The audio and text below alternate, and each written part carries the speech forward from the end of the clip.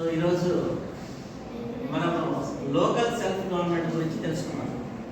Local self government అంటే దీని ముఖ్య ఉద్దేశం ఏంటంటే మనకు లోకల్గా ఉన్నటువంటి సమస్యలు పరిష్కరించుకునేదానికి మనకు పంచాయతీ వ్యవస్థ అనేది ఉంటుందన్నమాట. మరి ఈ పంచాయతీ వ్యవస్థ ద్వారా మనకున్నటువంటి సమస్యలను మనకు తీర్చుకోవాల్సినటువంటి అవసరాలను ఈ పంచాయతీ వ్యవస్థ ద్వారా తీర్చుకోవచ్చు. మరి పంచాయతీ వ్యవస్థలో ఎవరెవరు ఉంటారు, ముఖ్య పాత్ర పోషిస్తారు? మరి సర్పంచ్ ఉంటాడు, ఉప సర్పంచ్ ఉంటాడు, అలాగే సెక్రటరీ, హెల్త్కి సంబంధించి, ఎడ్యుకేషన్కి సంబంధించి ఆఫీసర్లు ఉంటారు. మరి ఈరోజు మనము మన స్కూల్ తరఫున మన 6వ తరగతి చదువుతున్నటువంటి విద్యార్థులు ఒక మాక్ పంచాయతీ అనే ప్రోగ్రామ్ను చూస్తున్నారు.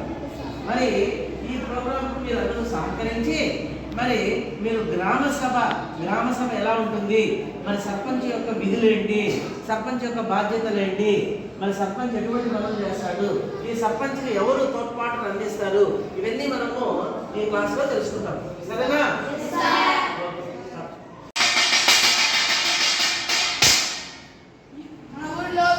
ఈరోజు గ్రామ సభ జరుగుతుంది. దానికి సర్పంచ్ ఉప సర్పంచులు అందరూ వస్తున్నారు. మీరందరూ అక్కడికి హాజరయ్యి మీ సమస్యలు చెప్పుకోవాల్సిందిగా కోరుతున్నాము.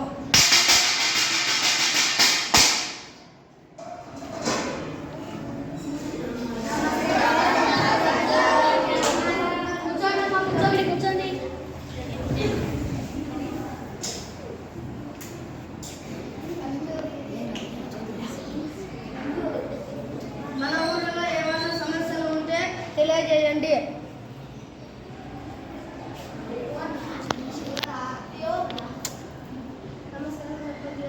గట్టిగా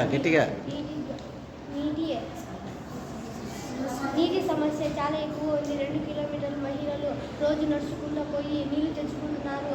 మీరేటో కూడా పరిష్కరించాలి. సరే, అధికారులను అడిగి ఖచ్చితంగా పరిష్కరిస్తాం.